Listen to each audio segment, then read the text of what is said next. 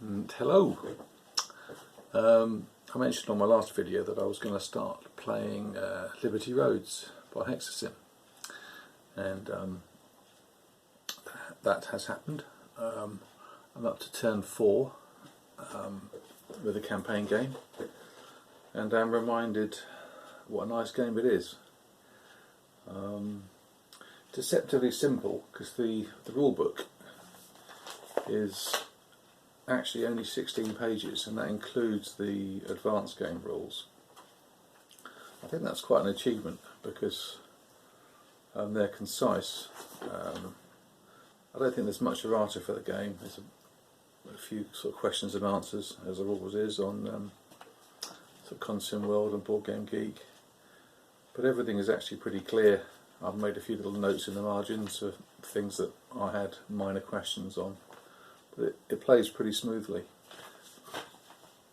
Again, it's got that similar attraction to Against the Reich that I've just finished, where you're not restricted to the invasion site being the one that was used historically. I have gone for another Normandy invasion, but lots of other interesting choices.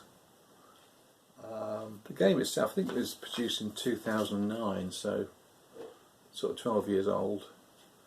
I'm trying to go back and play through some of my older games rather than going for the what's new and shiny coming out, which is always a great temptation. But some of these older games are really very good.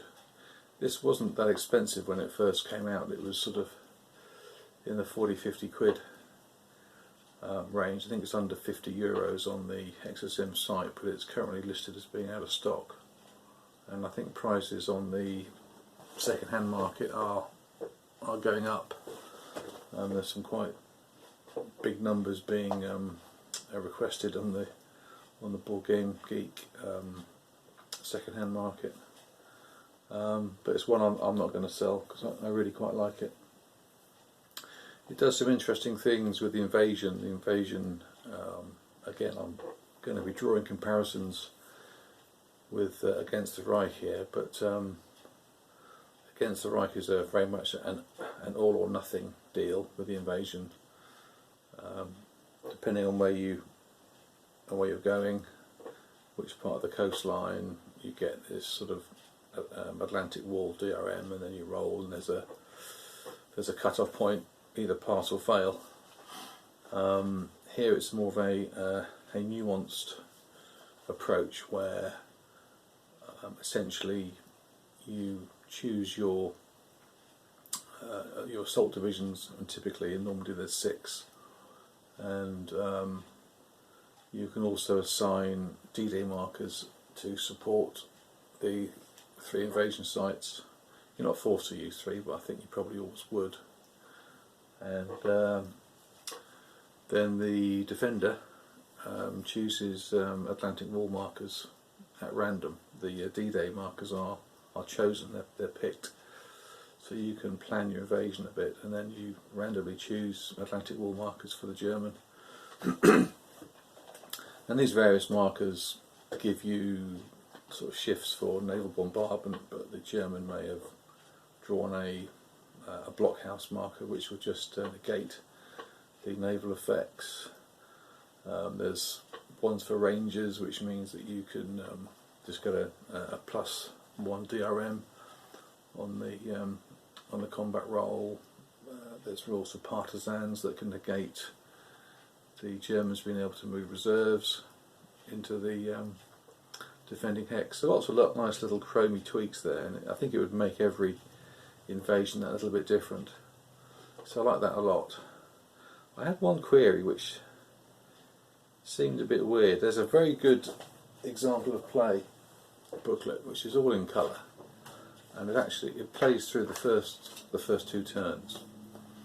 And if you want to get a feel for the game and the rules, I would strongly suggest reading through that. And actually I use that as my sequence of play, because there's a few special rules that come in on the first turn, so some of the phases are skipped and you can just use this, and it's very, very useful. So it's all in colour as well. It's quite an attractive thing to skim through. And the way it plays out is that you do your paradrop phase first, and you then go on to the invasion by selecting which assault divisions to assign to each beach. And I just thought that's a bit weird, because you're actually making those choices after you've resolved the paradrop, so you can see how the parachute divisions do before you make your final allocation of divisions to the various beaches. And I'm pretty sure that was all planned many months in advance. And I kind of raised that question on Board Game Geek, and someone said, yeah, it seems a bit strange. And I said, well, I'm just going to house rule it that you just make all those decisions first, and then you just resolve the parachute job and then do the invasions. And someone else said, oh well, but there's lots of other random factors as well, so will it really make much difference? And I suppose the answer would be, if it makes a huge difference and it breaks the game, then I wouldn't do it. But if the difference is minor, then to me it should be played that way, that you commit your invasion assault divisions before you know the results of the parachute drops.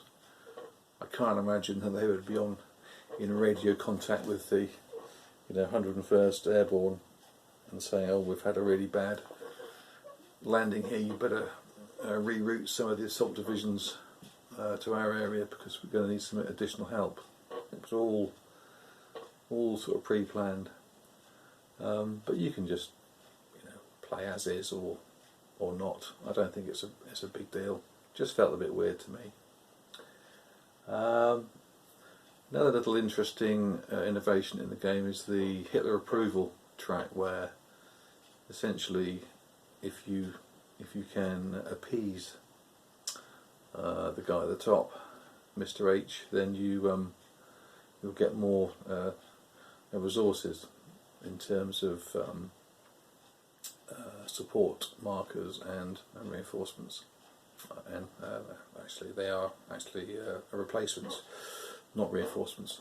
So you get the chance to replace more damaged divisions, but he gets upset when you yield important hexes like ports. If you don't take back the beaches, he's not happy with beaches being on the coastline. There are some V1 sites which are key strategic objectives, doesn't like losing those, and all those things knock down his support to you as commander. And when it gets down to 0, essentially you get dismissed and you go back to the top of the chart, although the start point also starts to decrease after the first one. So gradually you get less and less support from the high command, depending on how quickly or how slowly you're able to defend France, which is a very nice touch. I'm not aware of any other games doing that. So I really enjoyed that. I like the combat system. The combat system is interesting. It's a sort of 2d6 roll, and I think probably of all the CRTs I probably prefer a 2d6. I like the kind of bell curve with a 2d6 system. Against the Reich was enjoyable, it was nice and clean, but the sort of D10 roll is the difference between a 0 and a 9 is actually huge, and of course they are both equally as likely to appear. Whereas of course with the sort of 2d6 you're sort of concentrating around the 7 a lot more, so you could argue it's a bit more stable. The support marker mechanic is very interesting. Essentially you get to choose chits from a cup, and you can use them for all manner of things, like giving you shifts in combat. You also need them to replace specialised troops. So if you're trying to replace step losses on armoured units or elite units, you need to use those for that purpose. You can only ever stockpile, I think, 6, so you need to use those pretty carefully.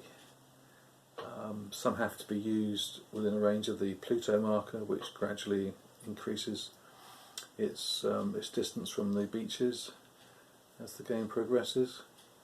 So and it plays sort of fairly quickly.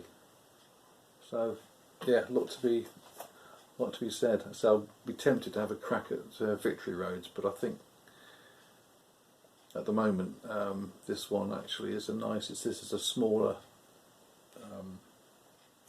thing to take on, and again it plays very similar time scale to Against the Reich. It gets into 45. The West Wall is on the map. Game scales are similar. They're both divisional systems. The map scales are comparable. I think Liberty Roads, they're 25 kilometre, so what's that, about 15 and a bit miles a hex, whereas Against the Reich was 10 miles per hex. No Zocs in this one, so you probably need to get your tweezers out. You get some sort of stacks, particularly around the invasion sites. That I'm sure that will ease a little bit as you expand out. And I think actually that the fighting in the bocage feels a bit more authentic to me in this. It's I think in Against the Reich it was fine, it worked. There was no combat modifiers for the armour, and the terrain gave you which column you were rolling against, and the bocage was quite tough terrain. But in this, the combat effects are sort of many and various. So, for example, armoured units are halved if they're attacking into it. They're not doubled if they're defending. And you also get the combat results is like a double whammy. So you get an attritional result, which is just essentially step losses, and then you get a tactical result, and that could be an exploitation success, or it could be additional effects on the defender. You may have to retreat further. But some of these tactical results are also affected by the terrain. So, for example, an exploitation result gets downgraded in bocage to reflect the difficulty of sort of armoured manoeuvres in that sort of terrain. There's lots of other nice little chromey wrinkles which gives it a nice feel. So I can see, I'm not sure how highly it's rated on Geek. It's probably up around 8, I would think. I know it's regarded as one of the better sort of Normandy games out there, and I can see why. So I'll show you a bit of the map. We'll start at the business end. You can see here that the fighting in the Normandy peninsula. The Allies have just taken Cherbourg, but they need to. The engineers have just landed, so they'll be moving into Cherbourg to make it an operable port, which the Allies need, because all those things give them essentially better roles on the support markers. They're the support markers from the last turn. So we had some Allied air giving a 2-column shift within 2 hexes of that particular marker. There was also some artillery which they used to attack into Caen, which had some effect but wasn't dramatic. More importantly, the German counterattack. There were lots of German armoured formations around Caen, and they used a Nebelwerfer support kit to support their attacks, but rolled pretty badly. And so that all came to naught. They were hoping to maybe even threaten the most southerly beach. That didn't happen.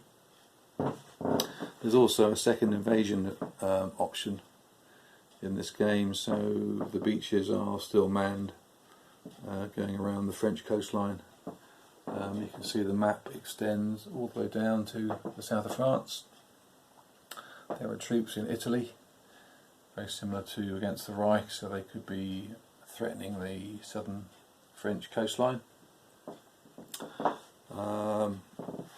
This is the famous Hitler approval track. You can see that the local commander, can't imagine who he is, he's about to be dismissed with one more reduction, and then it'll reset, and although it's upside down you can see that the numbers for the support markers and the personnel and the number of replacements, they gradually decrease as you're held in less and less favour. That's a nice little mechanic. And just over here we've got I like games where you've got a roster for all the units. So these are the starting forces, guys in England, the Med Front. You can get some idea of the range of different support markers.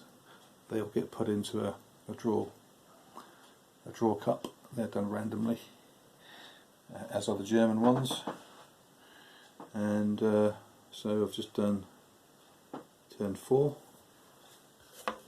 Let's get that out of the way a bit. Slightly more light. So we're just going into turn 5, and you can see that you get some upgrades to some of the divisions for the German forces. So yeah, it's good. Thoroughly recommended. Might be a bit hard to get a copy now. I did go on to Board Game Prices, and there were none available on there, so I don't know if it's going to go through another print run or not, but I suppose it depends on the demand. But hopefully might encourage you to give it a go sometime.